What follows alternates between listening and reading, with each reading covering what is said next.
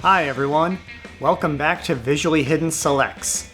I'm Peter O'Brien, and today I would like to talk to you about The Endless Summer from 1966, written and directed by Bruce Brown and starring Mike Hynson and Robert August.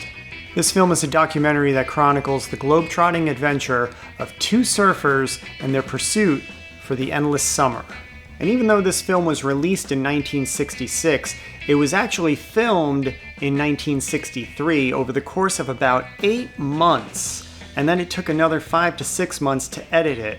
So in the summer of 1964, when it was all finished, the director and one of the stars, Mike Hynson, they actually took the film on tour, and they drove around up and down the West Coast, showing the film at high school gymnasiums and lion clubs in various towns and communities. And Bruce Brown, he would perform the narration live for the audience, and they would just play pre-recorded surf music over the silent footage. Bruce Brown, he had actually made about 5 or so surf films before this one, and then he compiled them all, and he used the proceeds of those movies to fund this film. But the ultimate goal for the film was, of course, to get it distributed, and he was able to do that as well.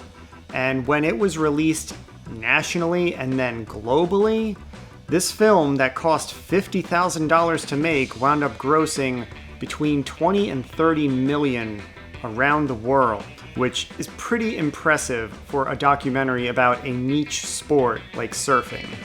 And I can only really attribute that to just how well the film is made. You know, it is a very tight film, and even though it's really just following these guys around and showing them surfing, the narration is very well crafted, and because there are images to support it, there are very clear examples of the things he's talking about. This film presents a better understanding of the sport than any other film I can think of. So at no point do you ever really get lost or bored, and you actually walk away with a much better understanding of this subculture. You know, it's almost like an exercise in anthropology, you know, and these are groundbreaking pioneers because they went to completely new locations where people had never surfed before. One of the first stops on their trip is in northern Africa, just above the equator. And they go out into the water for the first time, and some of the natives who have never seen a surfer before, they start taking pieces of their houses and just trying to float on the water as these guys are. So in that regard, it also is pretty significant. You know, the whole film has kind of a very fun National Geographic vibe about it. And there's a lot of inventiveness with the camera shots. You know, there are some shots where he's holding the camera while he's surfing to get tracking shots of Mike and Robert. There are other times he mounts the camera onto the board so you can see their footwork, or you can see what it's like paddling out into the ocean or going through the waves. It really is just a very encapsulating film that if you have never been surfing, it may inspire you to try it, or it may teach you that you don't want to try it, you know, because there are some perils that are also featured in this documentary. You know, when they wipe out, it's not just like splashing into the pool. Some of the areas that they surf on have rocky bottoms. They have bottoms filled with coral. Some of the waves are up to 40 feet tall, and when they get tossed about in that, they're just trying to get out of the way of their board, which if it hits them could be fatal. I really do love this film. It is just really super cool. This film also really kind of helped redefine and reestablish the documentary genre. You know, prior to this, they were really kind of dry, industrial type films, and this really just took it in a totally different direction. And again, it probably comes from the fact that Bruce Brown was not a film school guy. He was not a Hollywood guy. He was just a surfer who knew where the action was and how to capture it. It's a documentary. These are not actors. There is no real script. There's an idea that Bruce Brown had for the story, but he didn't know what was going to happen or what he was going to encounter once they were out on their journey. It was really sort of a shot in the dark.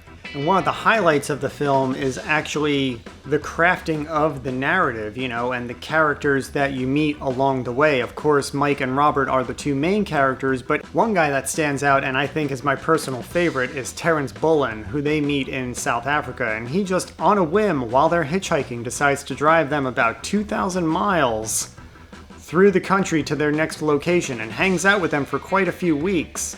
And so Bruce Brown, in his narration, tells you all about Terrence and how he's a wildlife trapper, and every now and then he'll play some tricks on them. He'll go catch some rattlesnakes and wrap them up in their towels, There's one part where he's encouraging Mike to go pet a zebra, and the zebra just kind of starts bucking and charging him. So he's really kind of a unique character that you could not imagine in fiction. He's just one of those real people that maybe would inspire somebody in a fictional film.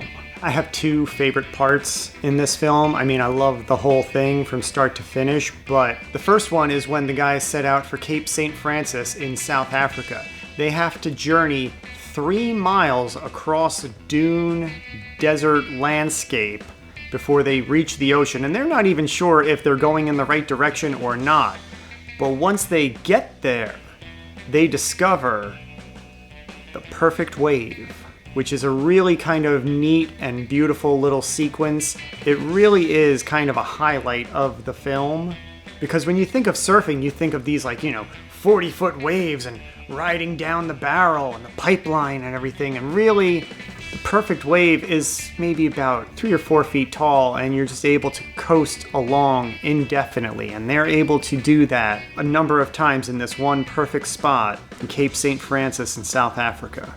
My second favorite part of the movie is when he leaves Mike and Robert for a little while, and we go on a detour to Hawaii and Waimea Bay, which is where you have the 40-foot waves, and people are just wiping out and crashing all over the place, and they're just sliding down these walls of water, and it is just bananas. It is everything you would expect when you think of surfing, but for real. I think one of the most interesting facts from the film with regard to Waimea Bay is how nobody surfed it until 1958, but surfers spent about 10 years watching that piece of water just to figure how to get through the initial shore break and out far enough where they could ride the waves somewhat safely.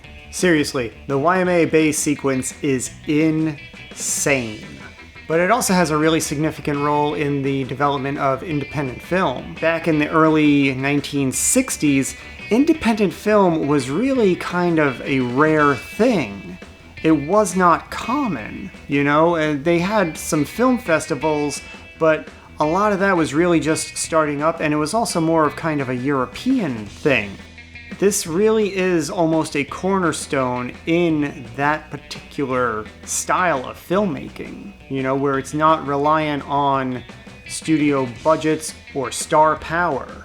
Because surfing is exciting and dangerous, but it's also very beautiful, and it is a very kind of low-key sport, You don't have a team surfing all at once. And Bruce Brown does a really great job of just weaving in humor and beauty, along with the reality of the story. It really is pure storytelling, and I cannot stress enough how well it is constructed and presented. So that's it for The Endless Summer. I really hope you like this recommendation, and please don't forget to subscribe so you don't miss any future selections. If you do watch The Endless Summer, leave us a comment and let us know what you think of the film. We will be discussing it at length on the next Visually Hidden Selects podcast, so be sure to tune into that. And until next time, see ya!